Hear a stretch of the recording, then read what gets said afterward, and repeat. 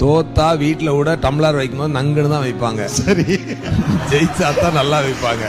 அதுல வீட்லயே அப்படி ரெஸ்பெக்ட் பண்ணுவோம், மத்தவங்க மேலே நம்ம ஏன் கோவிச்சுக்கணும்? அவ்வளவுதான் ரியாலிட்டி. ஜெயிச்சுட்டு போயிரு, அவ்வளவுதான். இப்ப அம்மா வந்து 4 பசங்க நல்லா படிச்சவங்க பசங்க ஒழுங்கா இருக்காங்கன்னா அவங்களுக்கு வேற மாதிரி டம்ளர்ல தட்டி வைப்பாங்க.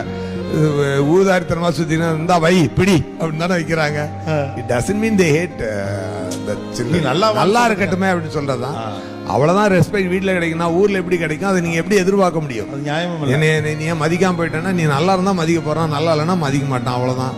அதுக்கு எதுக்கு அவனை போய் நம்ம கோவப்பட்டுக்கணும், இது பண்ணிக்கணும்?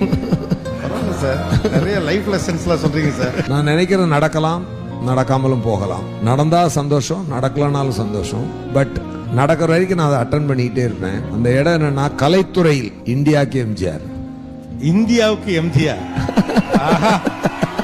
இந்தியாவுக்கு எம்ஜிஆர், அதுதான் என் கனவு.